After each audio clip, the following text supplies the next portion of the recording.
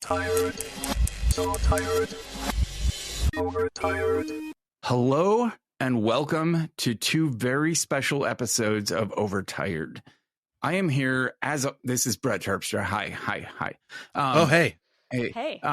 So I am here with Jeff Severance Gunsel and Christina Warren, and we are going to do two episodes where each of us takes a turn asking a kind of, we'll say, creative, open-ended interview question.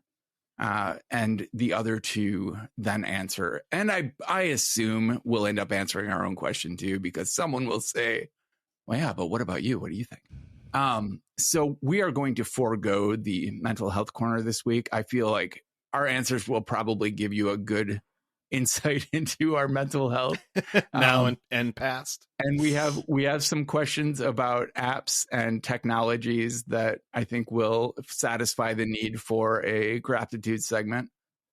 So without further ado, let's get into the Q&A time. Let's warm up. Let's warm up a little. How are you Do guys? some stretches or something? Or? Yeah, some jumping jacks, calisthenics, I think they call it. Some verbal calisthenics. I'm good. I took my son to a college tour yesterday. As somebody who did not go to college, that was super novel. It's the second time I've done that. We'll do more. And it was fun. It was fun. Cool. Kind of one of those things that makes you feel old, but in a good way. So. How are you, Christina? Well, I'm tired, although I'm like going to be completely awake and happy to do this. I had like 2 hours of sleep, and then I had a really weird like lucid dream where I thought that we were recording a little bit later than we were. But I also watched that Murdaugh family murders a Netflix series because of the Alec Murdaugh trial that ended this week, which I like belatedly kind of became obsessed with. And so I had weird like intermingling dreams about some of that stuff, but I'm fine. Were there murders in your dream about this podcast? There were not, unfortunately. Okay. Unfortunately, I did not kill. That could have been I did not dream of killing. I mean, that would have been interesting for our conversation if I was like, yeah, I dreamed of killing both of you, but no, I didn't actually. It was strictly a lucid admin dream. Yeah, it was strictly. I was going to say my lucid dreams are like the most boring things ever. Whereas like I look at my phone and I'm texting with people and I'm like, oh, I have 30 more minutes to sleep. Like that's literally like. You dream about waking up and going back to bed. All right. Basically. That's awesome. Quick question before we roll. I have noticed that Gen Xers love the F-bomb. And I think my theory is that Gen Xers love the F-bomb more than the surrounding generations. Not elder millennials. Elder millennials still love the F-bomb. But you talk to younger millennials and you talk to Gen Z, like ones that are old enough to comfortably swear. And it like I drop the F-bomb and it feels uncomfortable. It feels uncomfortable with certain types of boomer and silent generation people. There are always exceptions. There are always people who, swear a lot. Sure. There have been age as old as time swearing is, but there's something like a Gen Xer will just F this and F that and fuck you, you fucking fuck. And like, I feel like we grew up on Tarantino and it just, what do you guys think? I think you're totally wrong. I think that like I think the boomers like might have more of an aversion to it. And I think you can credit Gen X with maybe like the Tarantinos and whatnot of popularizing some of it. Although you could make the same argument that fucking Scorsese, like honestly, really led to that and he's a boomer. But if you listen to popular music and everything else, like especially hip hop music, which has been the like defining force in culture for the last 25, 30 years, it's definitely not Gen X, especially not the hip hop that's out now. Like none of it is. They drop the F-bomb all the time. Like TV shows now, like especially now we're in an era where I'm not talking about media though. I'm talking about conversations with other people. Yeah, but I'm talking about people too. Like, because it's in the media, and the media at this point, the people who are creating it, making it, are not Gen Xers. They're not. So it's like, no, I don't Okay. think so. Like, So you think it's all in my head? I think that you might be noticing people's reaction to you saying words, but I don't think it has anything to do with the lack of. Like, to make it a generational thing is a broad characterization. And I know this very much relies on anecdotal evidence. I'm computing all the conversations I've had in the last year and realizing I swear a lot. And obviously they're like, I can't swear on my parents. Right. But I don't ascribe that to their entire generation. Boomers do say the F-bomb a lot. I mean, it's been a rhetorical friend to humanity for quite some time. I have a very specific memory from second grade. I was walking home. I was a latchkey kid, and I was walking home from school with my buddy. And I said, I'm going to try to stop swearing so much, I remember I was in, would have been, I think, the equivalent of third grade. And I was getting picked on by a bully, and I called him an effing a-hole. And for me, that was like, I can't believe I just said that. I felt so guilty. And then he made fun of me because I couldn't actually swear. Which fair, honestly. That didn't help with the bullying at all. But no, that made it worse, I bet, because he's like, you fucking nerd. You can't even say fuck. What the fuck? You freaking loser. You fucking loser. Yeah, I'm sure that didn't help. I didn't say, so my sister taught me the curse words, and I didn't curse a lot until probably middle school. And then I never stopped. But I did but I also didn't take like the Lord's name in vain until I was like 11 or 12. Yeah. And then I started saying God all the time and feeling bad about it. But then it slowly became desensitized. And I was like, I don't care. Yeah, we were not allowed to say, oh my God. We had to say, same. Oh my gosh. Oh, same. Which then, and we couldn't even say geez. We couldn't say oh geez because that was too close to Jesus. I remember taunting my teacher in like 5th grade. I would just go, fuh, without the CK. She'd be like, stop it. I'm like, I didn't swear. I just said fuh. And I'd be like, shit. Stop it. My girlfriend's sister has a daughter who she was trying to get out of the habit of saying, oh my God. And I don't think it was for religious reasons. It was just because she said it so much. Just like always, oh my God, right. Oh my God, oh my God. But she says she has a little bit of a speech thing and she says, oh my God. Oh my God. Oh my God. And so as her like kind of negotiation with this, she would go, oh my God. Shh. Just a little bit off to the side. Yeah. Just to please the people in the back. All right. Awesome. So Jeff, do you want to kick us off with an interview question? Oh yeah. Okay. I'm really excited about this. I also like that we shared them with each other in advance, actually. It helps. Okay, so here's a question. Let's start with the tech question, okay? Okay. If you could experience, and Christina, you start. If you could experience any tech for the first time again, why again? Okay, so are we talking about tech that I've experienced or tech that like maybe predated me or something that I would say it's in your lifetime. It's something that you did yourself experience for the first time, but maybe you were a lot younger, or maybe you just didn't get it at that point or whatever. Okay. Or it was such a nice experience you'd like to go back to it. Okay. So I think that for me, it's probably a cross between like the internet or video games.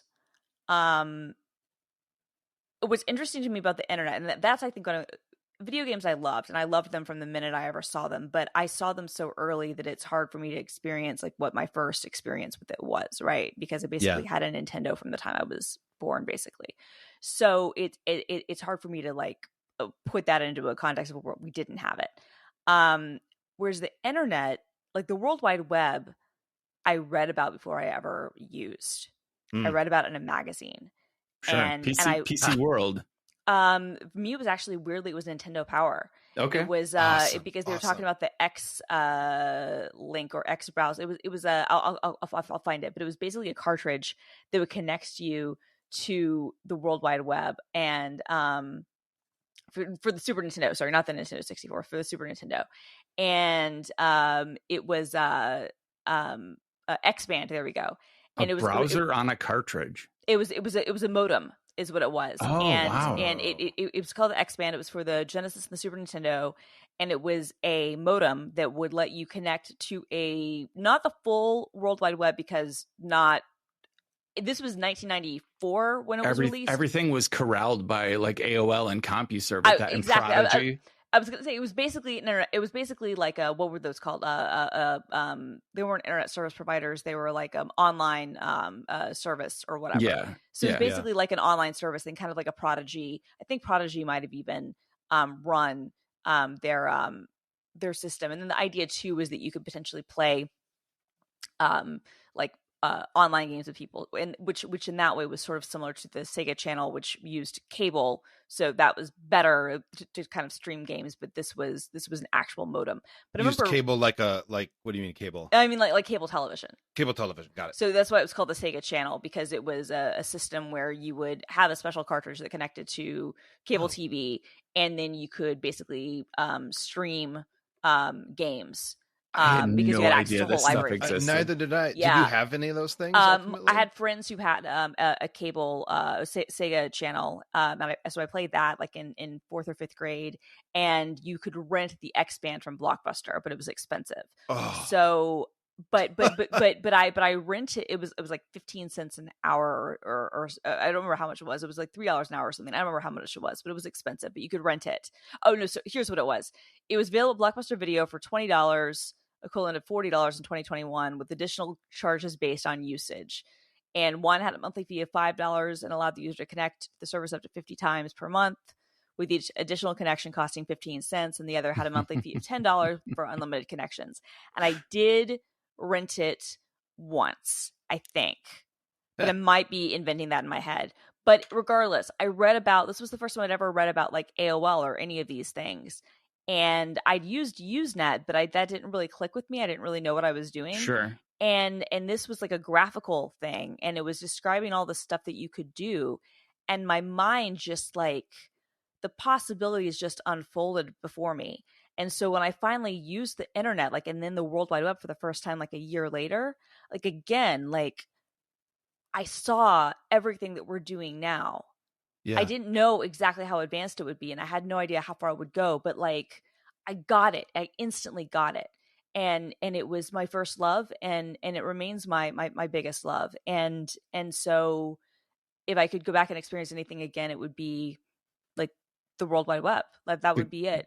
Because of the feelings it caused in you, Yeah. like the amazement and the amazement, and not only that, but like I instantly understood. I was like, this is going to change everything. Like I just knew. I was like, the idea of, I was like, oh, you can look things up, you can create things, you can link to other things, you can have images, you can, have it as a way to tell your own stories and do your own stuff. Like it just instantly made sense to me. I was like, oh, this is going to change everything. Like I went to the library and I checked out 2 books, one on modems and one on the stock market. And the librarian was such an idiot. She was like, but not together, right? Because those things would never go together. And I'm like, at that point, they already had for decades, since the 80s. But not together, right? But not together, right? And it was like a year later, like the whole thing was intertwined, and you had what's the E-Trade and all of those, which became like these massive things. So it's so funny that she was like, oh, but not together, not modems and stock market together. Clearly global finance would not intermingle with this internet. Right. And I was like, no, separate. But then as I was reading about them, I was like, oh no, obviously these are going to be, I realized that high finance already had been, but I was like, oh, obviously individual trades are going to happen this way. And they did, like almost immediately. So I would re-experience the World Wide Web, because A, the feeling, like you said, but B, like it's one of the few times in my life where I've seen something, I even got a glimpse of it, even reading about it, and I was like, oh yeah, no, this is the future. This changes everything. This makes complete sense, and this is exactly what we will all be doing for the rest of our lives. Yeah. That's so cool. I know this is still inside of the question. Sorry, but I have to know if you all remember the very first act you did on the internet. Like, do you remember when you logged on and you were like, "This is the internet," or was it something like more like you're in college and there's emails? Like, I don't know, Brett. Yeah, that no, would be my age. I think email was the first thing I did. Same. I had a Juno account. Yeah, I had a Juno account. Planet Hands. Yeah. Duck. I was with my brother the first time I went on the internet, and we did film it, but unfortunately my brother and I, when we're together, our collective IQ and our general emotional intelligence just tanks. And you can imagine some of the decisions we may have tried to make once we were finally on this thing where you can see anything. So that's that. With just 20-minute time investment, you can download a single JPEG of a nude woman. Yeah, exactly. Wait, I think it's coming in. Exactly. like printing it on a dot matrix printer. So is it my turn? turn? You go down. Yes, your it's your turn. So mine's actually very similar, just goes back a little farther. The first time I logged and this, so there's two equivalent experiences for me.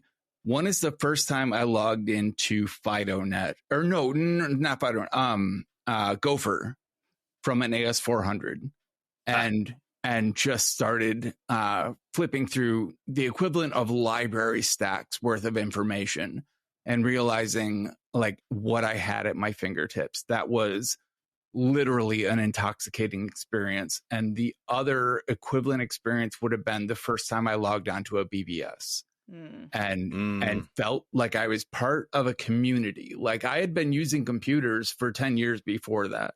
Right. And me and my friends would get together and we would hack and write code. But it was this small group of friends. And suddenly I'm on a BBS that has maybe 500 users. And I'm communicating, not simultaneously, everything's async, but I'm communicating with 500 people, and we are sharing interests and likes and text-based role-playing games and sure, porn, but like it was communal, and that sense of community combined with what felt like limitless information, like you could find anything you wanted to. That first time you feel that. And I don't know what it's like for a kid today who literally, like, as soon as they're old enough to hold an iPad, they have access to all of this. I don't know if they get that same, like, oh my God, everything's here, as we did when it first became available. But that, and the reason I would want to experience it again is just that sense of intoxication. So the new field, the emerging field of AI, yes, is as big a change, like potentially as big a change to the world as the internet was. But it's not intoxicating me in the same way. I'm not getting the same chills from it. I'm getting different chills. I'm not getting the exact same chills, but I have a similar feeling. Like, this is obviously the future, and we're all going to be doing this, and this is how things are going to be. Like, I have that same feeling, but I'm with you. Like, the intoxication thing is different. And I'd be interested to know like how your kids would answer this, Jeff, because they've grown up always having access to the internet. Like, my generation was the first where like we were, spent like our formative years online, but we did have a pre-demarcation, like before the web.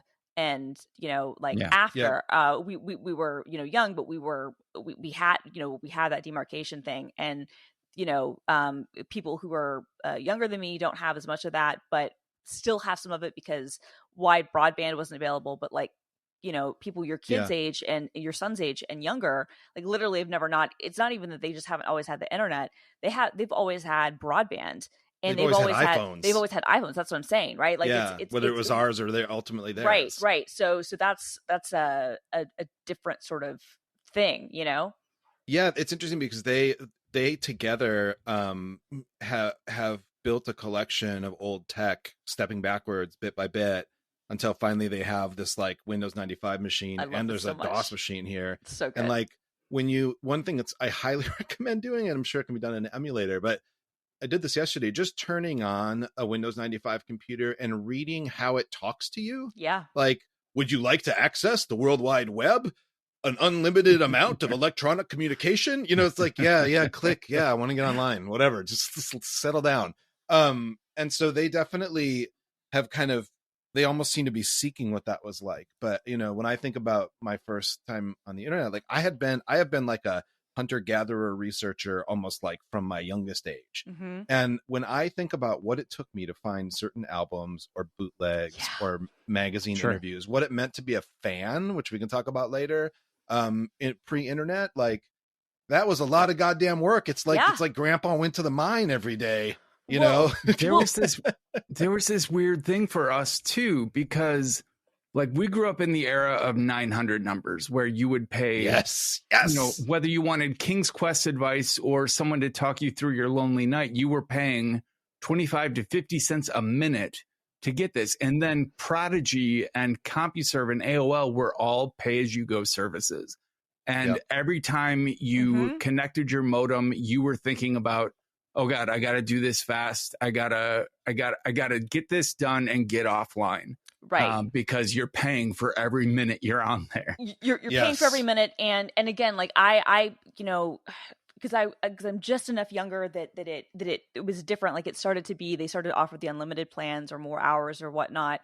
And also modems were faster. Like my first, you know, modem, I think was a 14.4 modem that we had connected to the laptop.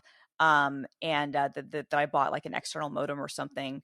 And granted, my family was a little bit later at adopting this than people who were already on this in the 80s. But the difference too is like you were, not only did you have to get on and get fast, but it was also because the speeds were so much slower.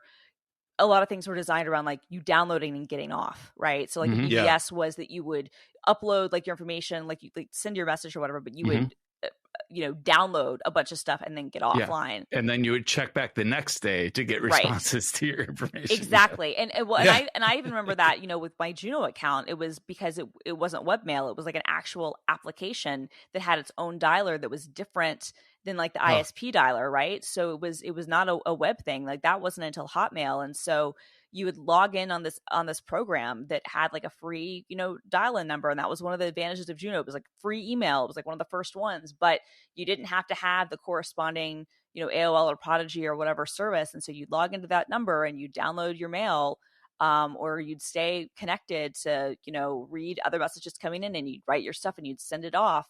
And then, you know, you'd disconnect and, but you'd have to reconnect a bunch of times to, you know, throughout the day to check your mail, unless you know, were some fancy person who had like a separate phone line.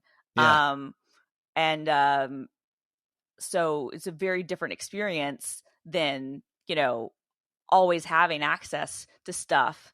But to your point, Jeff, like, yeah, for you as always being a hunter-gatherer researcher type, like internet must have like blown your mind because I mean, I remember not well, but I do remember like, you know, using libraries before, like with card catalogs. I think the public library had computerized systems, but you just think about how much research changed so quickly. Oh my God. You know? God.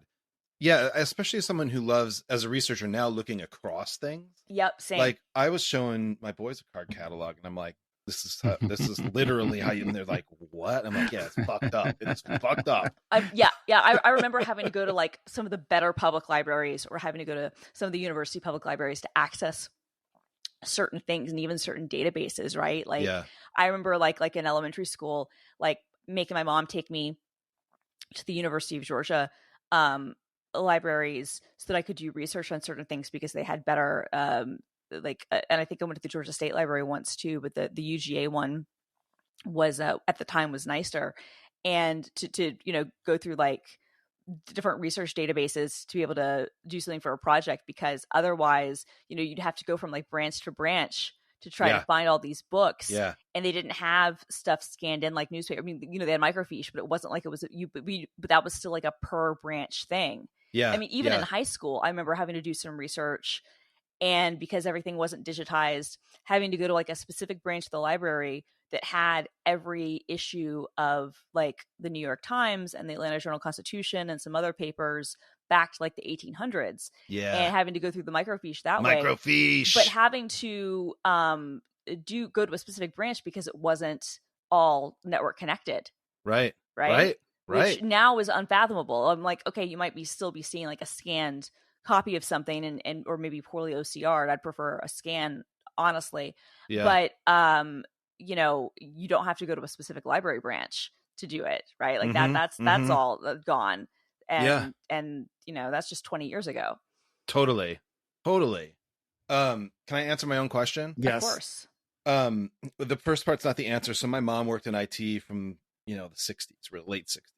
When she was, you know, she'd have nightmares that she was carrying the computer cards that were all collated in order, and then she'd drop them all. Oh, and God. she'd wake up like sweating and screaming. Yeah, my mom told me about the same nightmares. Yeah, which you can imagine, because you look at like this, you're talking stacks, right? Yeah, anyway, yeah. So, and in fact, just a quick like PC thing, like the reason we had a PC in our house is as PCs started to become more common in offices, for her to be able to get a job, she had to be able to say, I know how to use a PC. Totally. You know, she had told me this story once too, where her office had just started bringing in PCs for the first time, and nobody had used them or used mouses or anything like that.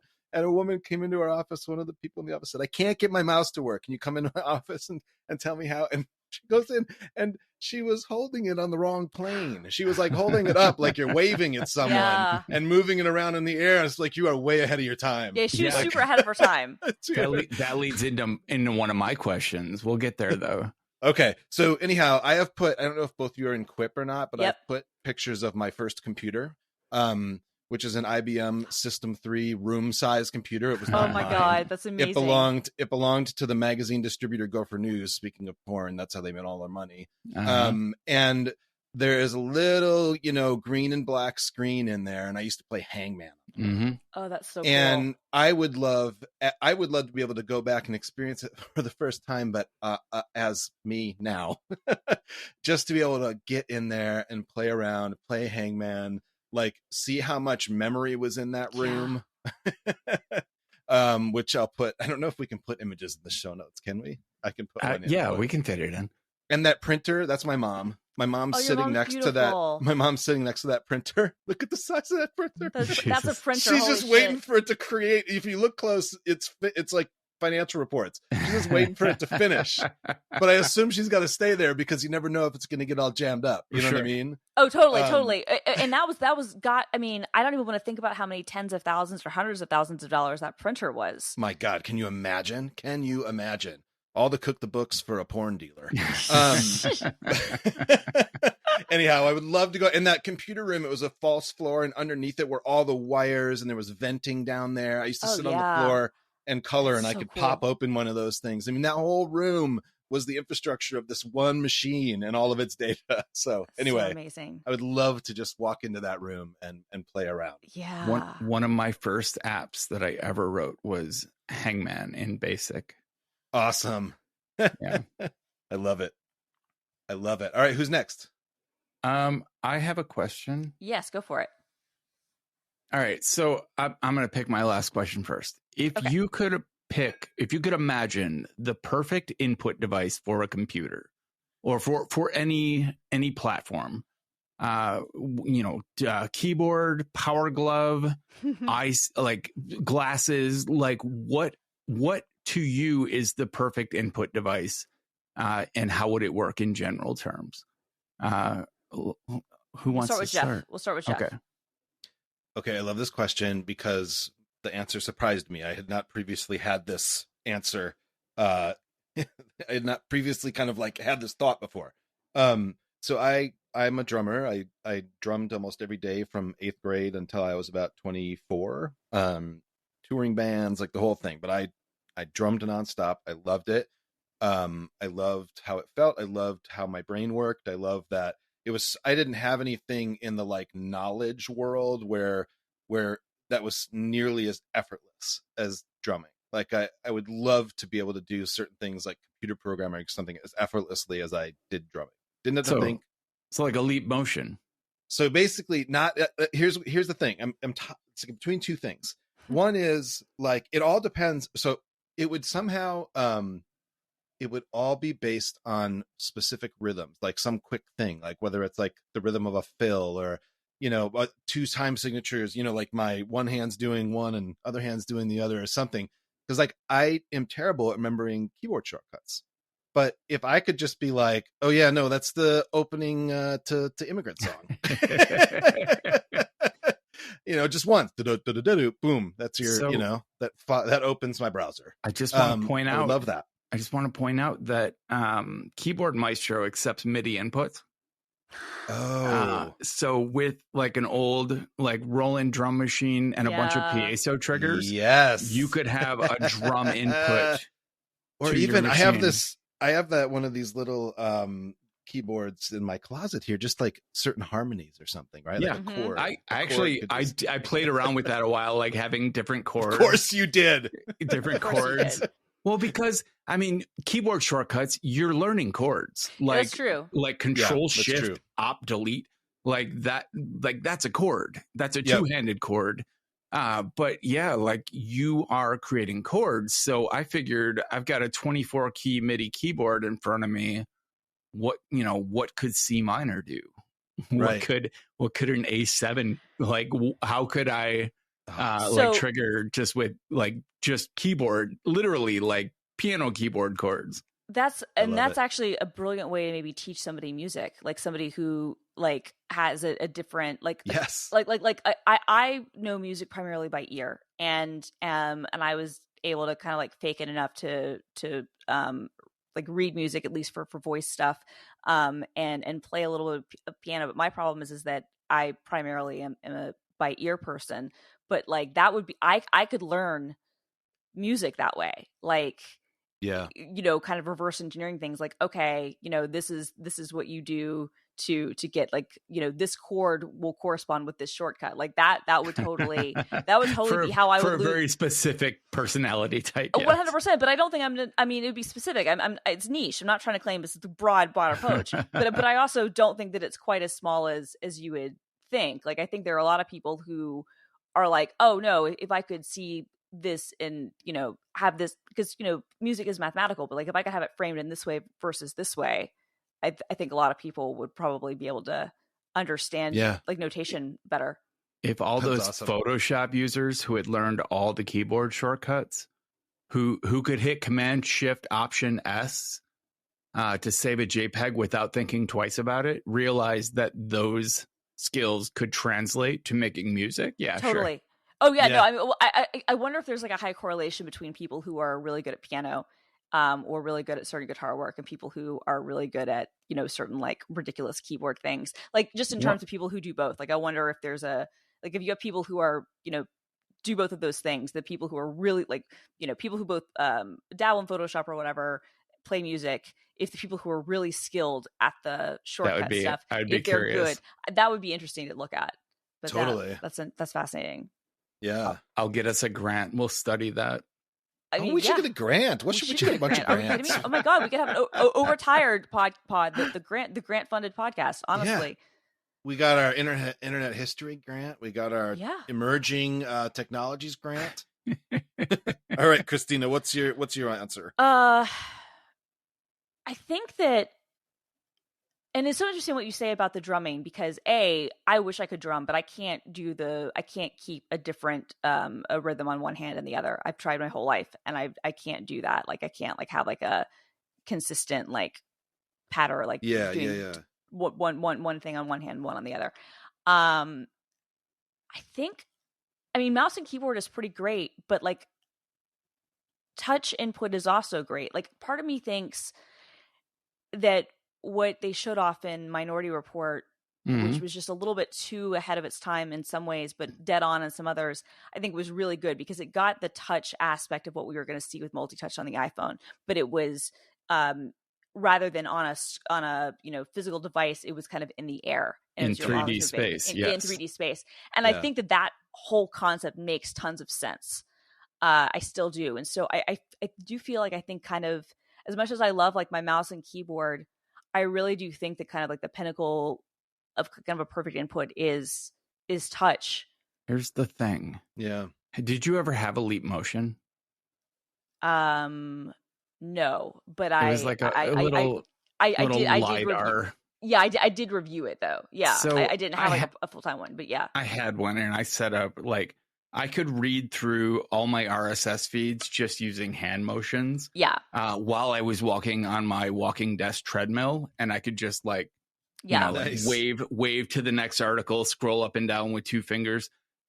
My arms got real tired real fast. That's what they said in Minority Report, is that they had to do like that was the biggest problem, because in that film it was doubly a problem because they had to make the movements even bigger to appear on film. Uh-huh. Oh yeah. But like Steve Harris and Tom Cruise and other people, like their arms apparently like Yeah. got real sore. It's real quick. exhausting. Yeah. I mean, like the effort that you put into a keyboard that most people don't even have to look down at. Right. And then your trackpad or your trackball or your mouse, that you can, where it is on your desk. You don't have to look down. There's just these minor elbow and wrist movements to do it all. That seems. I agree. Well, that's why I'm not saying that. I was saying touch, like touch on a phone or an iPad. Yeah. Have you you've used like a Surface, right? Yeah. Do you find scrolling the screen using touch to be superior to scrolling with like a trackpad? Yes. Okay. Significantly so. Yeah, and I haven't like I've used an iPad, but not as a computing surface, really. Right, and more as a media consumption device. I mean, that's primarily how I use it too. But I will say, and the iPad is also weird because they try to kind of be this weird mishmash between the two, and it kind of doesn't really succeed. Agreed.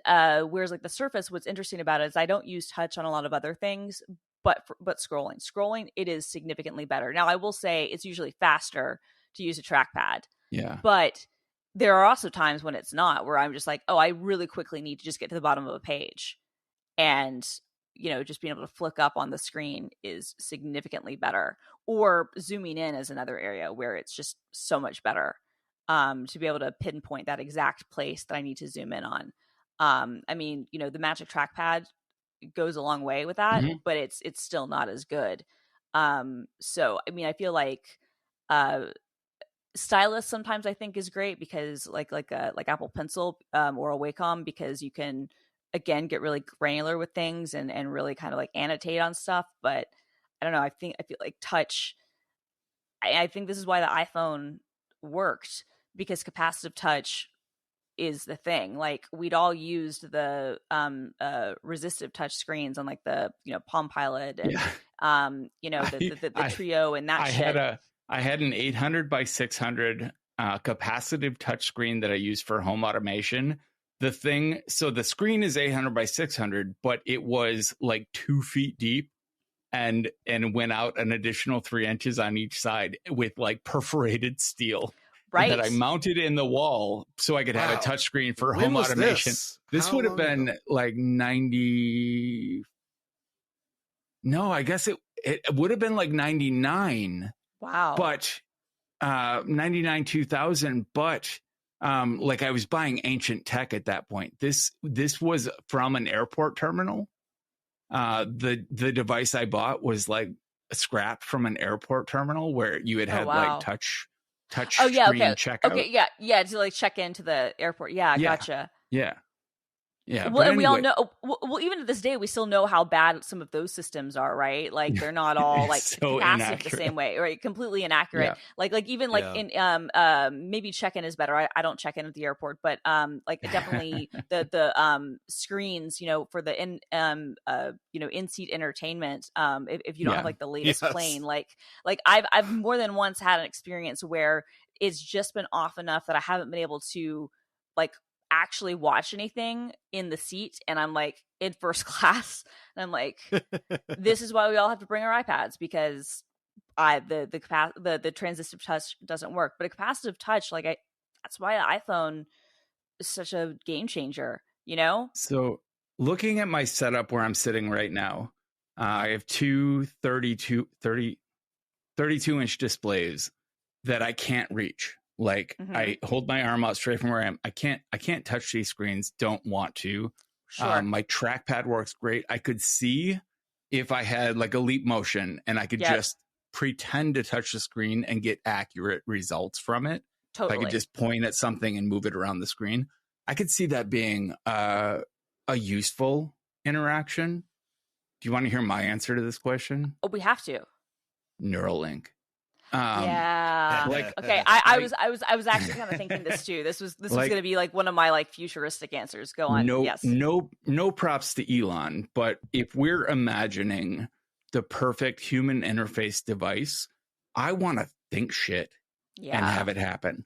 Totally. I don't know how it would work. That's why I said in general terms in the question, because there are so many questions. Like they have for disabled users, they have eye tracking devices. Yeah, which is amazing. Which is incredible. It's huge, but not terribly convenient. Like you would do better using your hands if you had that option.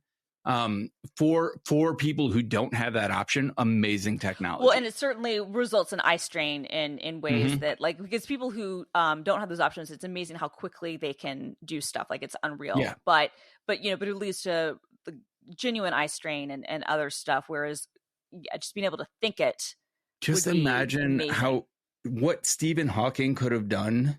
Yeah. If he could interface directly with his brain instead of the assistive technologies he was forced to use later in life. Like I don't know how it works. I don't, but I just want to control things with my brain. I mean, I don't know if it's going to be Elon, but like it's going to happen. I bring up Elon because I know because Neuralink. Like I know. Neuralink, yeah. No, I know. I'm just saying, like, I look, we all hate him, but he's not like some of the stuff that he's invested in and the ideas he have are not bad at all.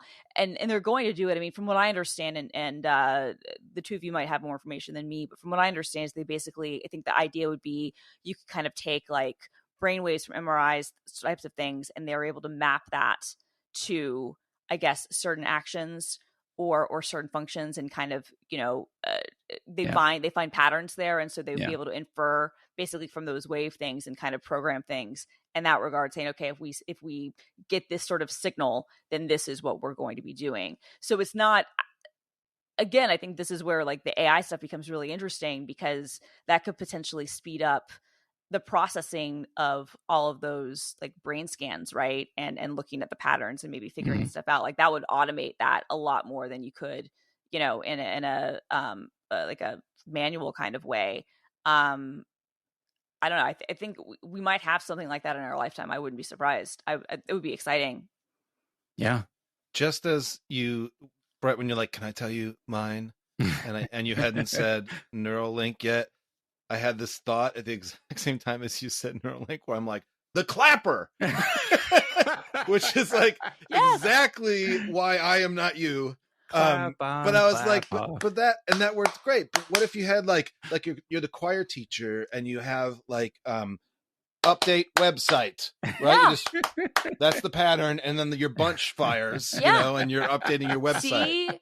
No, that would be genius. That would be, and honestly, that would be a lot more doable than the Neuralink thing, right? Well, that's what I'm thinking. I think we can get funding for that right away. I totally think we can get funding for like it's like a clapper meets like a voice assist thing, and that goes along with your perfect thing, Jeff, of being kind of like the rhythm based. Yes, right. Yeah, I mean, so like 4 years before Siri existed, macOS had, I can't remember what they called it, but they had voice commands. You could record your voice saying a command and then have your computer listen for it and execute. It was an assistive technology. I feel like you could record beats with that. Yeah, I think you could also do that with like an Arduino or something. I think I'll have to look it up. I bet somebody's done that. Sure. I like that even better though. I'm gonna read our sponsor read for the week. Sure. You got it. Before we let Christina ask her first interview question, our sponsor Collide, KOLIDE, has some big news. If you're an Okta user, they can get your entire fleet to 100% compliance. How, you ask? If a device isn't compliant, the user can't log into your cloud apps until they fix the problem. It's that simple. Collide patches one of the major holes in zero trust architecture: device compliance. Without Collide, IT struggles to solve basic problems like keeping everyone's OS and browser up to date. Unsecure devices are logging into your company's apps because there's nothing there to stop them. Collide is the only device trust solution that enforces compliance as part of authentication, and it's built to work seamlessly with Okta. The moment Collide's agent detects a problem, it alerts the user and gives them instructions to fix it. If they don't fix the problem within a set time, they're blocked. Collide's method means fewer support tickets, less frustration, and most importantly, 100% fleet compliance. Visit collide.com/overtired. That's KOLIDE.com/overtired to learn more or book a demo. That's KOLIDE.com/overtired. All right, Christina. All right. So if you could do anything in the world as a job, like what would it be and why? And kind of an add-on follow-up to this that you can add on as you're answering this, like what has stopped you from trying to do this? Oh, I have the answer for this. Yeah. All right, you go first. Deep sea marine biologist. Okay. Like it is, out of all of the jobs I've learned about in my life, the one that has intrigued me the most and that I thought I could really just fucking dive into, no pun intended, is deep sea marine biologist, because the deep sea contains such weird things and it's so overall unexplored that it'd be like being an astronaut but underwater. What's kept me from doing this is I don't think I could get through the schooling. Like I'm not good at chemistry and biology, and at least in a school setting, like these things I understand in a general sense. But and I'm claustrophobic, and like submarines don't really appeal to me. So all things being, if I could take care of those issues, I think that would be just a very fulfilling career. But there are some major blocks for me. Oh my God. My stepmom's father was not in a submarine, but he was in a battleship in World War II. Yeah. He was in the boiler room. Upside of being in the boiler room, he would take coins and melt them on the boiler and turn them into naked lady rings that he would sell. Downside, he is told from the beginning, anything goes wrong in this ship, your little space gets sealed off and you die. Yep. Like you are not coming out of there. Yeah. Everyone else may survive, but you are not coming. I had an uncle who worked on a nuclear submarine for a good portion of his naval career. Wow. and he was kind of in the same boat. Like, you're doing same your boat, job. Huh? I'm so full of puns, unintentional puns, but like, yeah, you go about your business, you do your job, but if something goes wrong, probably outside of your control, you are going to die. Like this is a seal. This is a coffin underwater. Right. You're going down. My answer to that is I think I know my answer, but I'm so worried I'm not thinking of something. But I had a distant family member from Norway, a sculptor, was in town this week to unveil like this very large sculpture that's now in Minneapolis, and he was describing the work it took to make the sculpture and how, it was a year and a half of just kind of a bunch of people hammering on this thing, this metal, to bend this metal just so whatever else. And like, but it was like a year and a half of like this very specific act. And had another friend that came in town that has a survey at the Walker Art Museum, this artist, Paul Chan.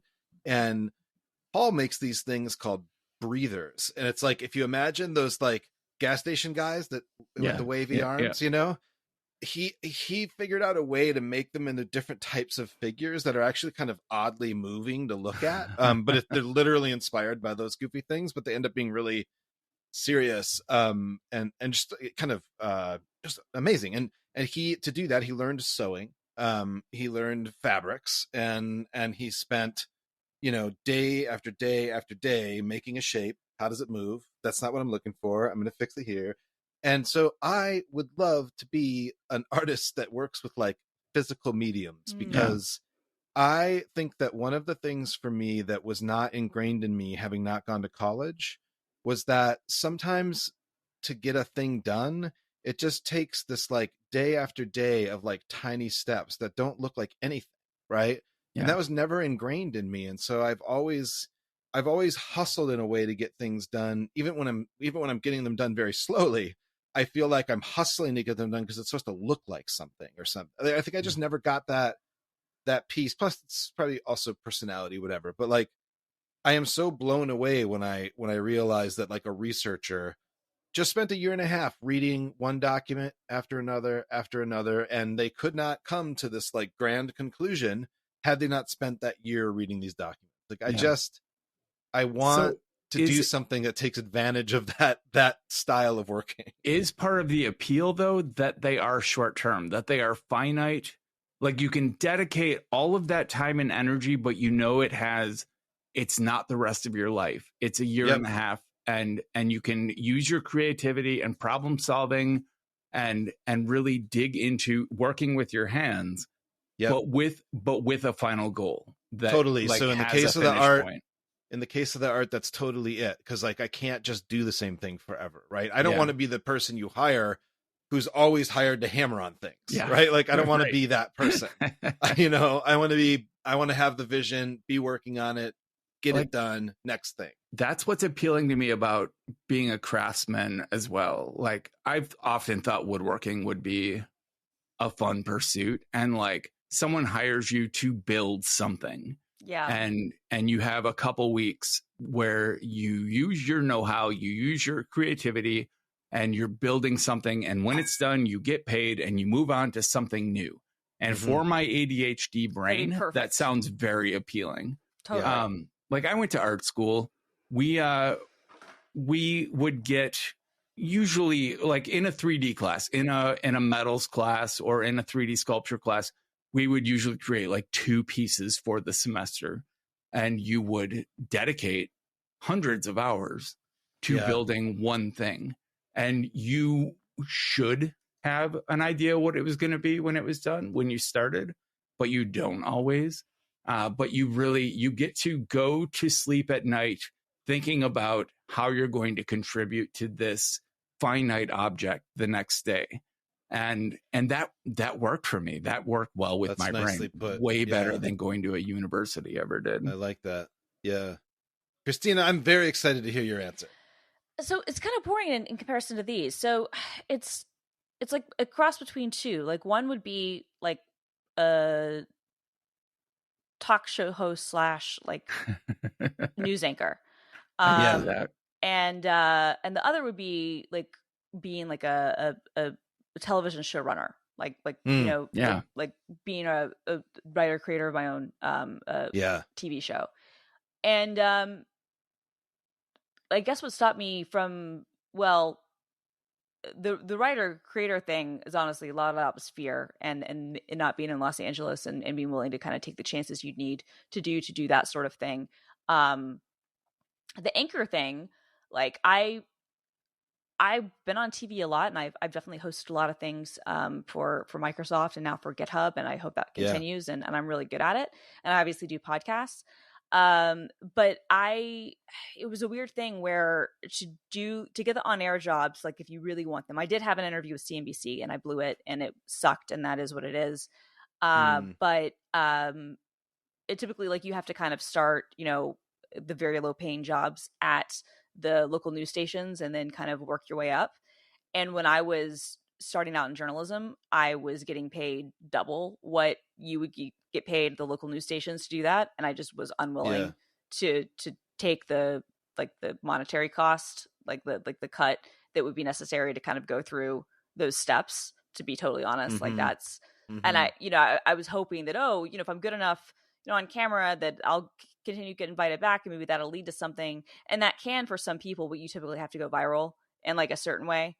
And for things that I wouldn't necessarily be comfortable going viral for, like you've got to be like a Tommy Lahren or someone, and then they don't end up becoming good hosts most of the time, right? So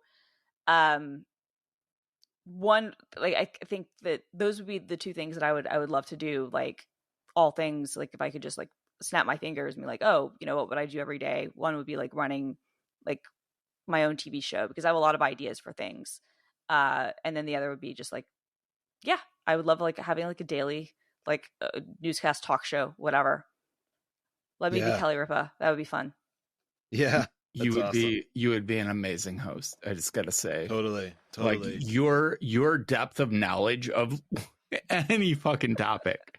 Like you could get answers out of people. You would be the Jon Stewart of any tech talk show.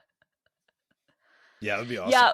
Awesome. Yeah, my goal, and this is why it sucks so much that I blew, and it was my own fault that I blew the CNBC interview, was that like I'd always wanted to be the Erin Burnett of tech, because what she did for finance stuff when she was in finance, and then she parlayed that into getting her more general news thing on CNN. But what she did for financial news and reporting on CNBC, I looked at that and I was like, I could do that for tech.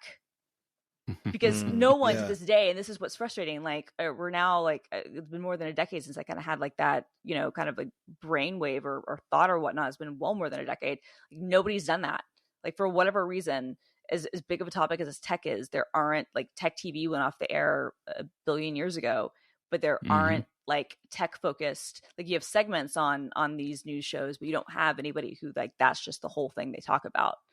And and I think it's because it's a hard mix to find somebody who can talk to a general public and bring on experts and ask questions and have the skills that are needed to actually understand what they're talking about. I think it's just a hard mix is all I can guess.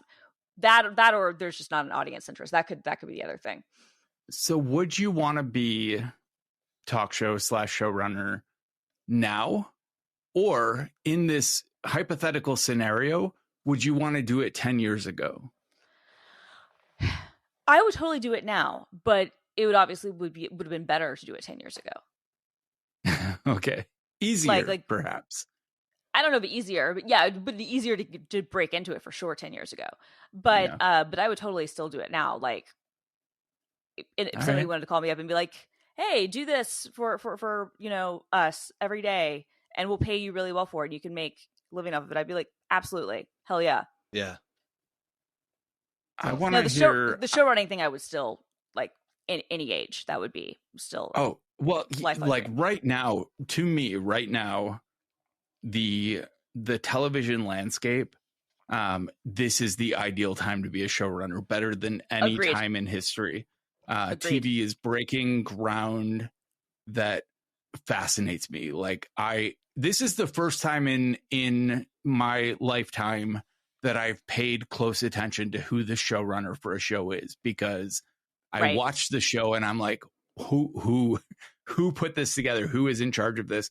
Showrunner has actually become like a real part of television for me. It has. Yeah, no, it's so interesting, kind of the rise of that. And my friend Catherine, she's one of my best friends, she wrote an amazing article for Vice last year that went viral. And it was funny because it had originally, I don't know if I can share this. No, I'll share it. It had originally been pitched to another outlet who winded up spiking it and like paying the kill fee. And then it went to Vice and it did gangbusters and has had like some actual impactful changes on the industry, where she wrote about how like television is having a show running crisis. And because I remember this. That was a great article. Yeah, because she'd interviewed like just so many people. She was in the process of writing that. I think she started like basically right as COVID was kind of kicking off, and so it was probably 18 months of work that kind of went into this, because she works at the EFF now. But it's just this incredible article. And you're right, Brett, that like we care more about the showrunner than ever. But it's equally true that a lot of people are getting thrown into that role who have no experience and aren't being mentored well, and are you know, it's all these things. And so I think that to that point, like it becomes even more important than ever to have like a good showrunner, because there's like a massive difference, and you see it in the quality of the shows, right? Like it's really interesting. But yeah, Catherine's article on that was just such an awesome thing.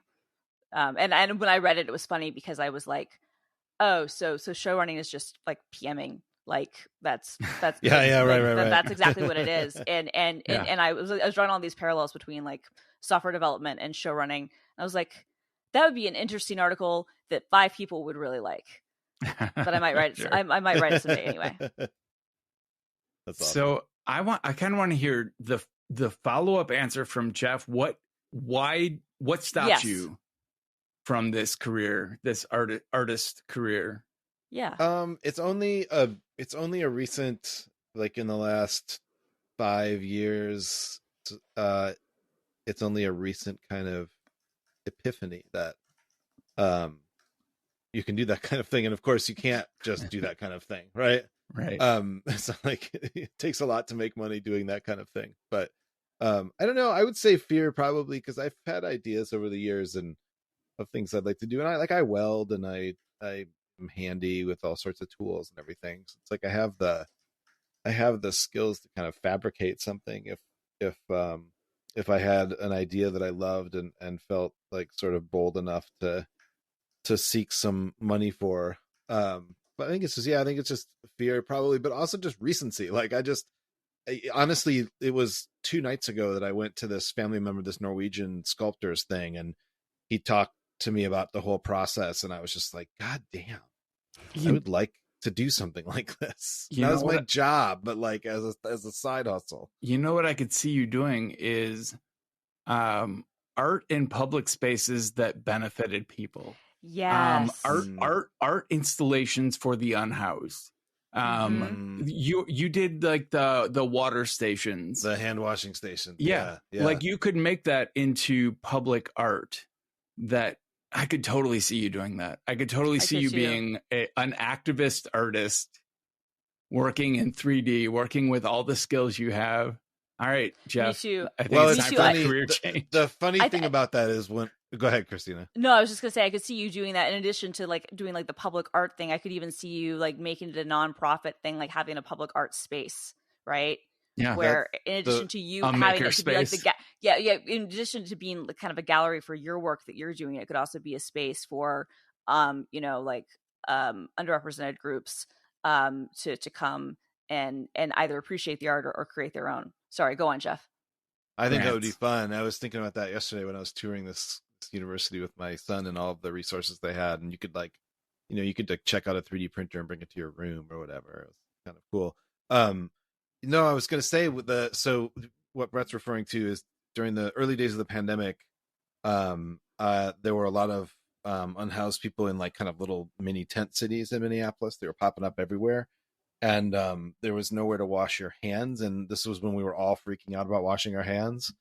And so I looked at a bunch of designs online for like foot pump hand washing stations where you can get some kind of water flow and some drainage. And I ended up, the funny thing about this is why I'm bringing it up is I could have it's 2 5-gallon buckets basically, right? And I could have made it just that, but I really wanted it to be beautiful. And so it had a stainless steel bowl and an actual drain, like sink drain, so that it just didn't seem like something throwing off on people. They're homeless. Here you go. You'll figure it out. Here's a bucket. Here's a bucket. And then I remember I even it had said hand washing station on it. I bought 2 like Fleet Farm white buckets that were extra large, and then I spray painted the logo over, so it was an all white bucket. And then I used the JetBrains, JetBrains space font, which I loved, and it's in this blue, and I use it with my Cricut, which is what usually use middle-aged ladies making wedding invitations. And I kind of said hand washing station. I love the Cricut. And so I just found a picture of it the other day, and I'm like, God, it's beautiful, and I wanted it to be beautiful. And so anyhow, it's funny you're saying that thing about that mix of like some kind of social purpose and art, but I ended up kind of forcing that onto this hand washing station. We're gonna get you some grants. That's right. Absolutely. It's gonna be your side project is gonna be grant writing and public art. That's right. All right. Awesome. So well, we got through one round of questions in this first episode. I think we call it here. Yep. And then continue. We all wrote down 3 or 4 questions, but I think we're going to make this a 2-episode series. So we'll see what we get through next time.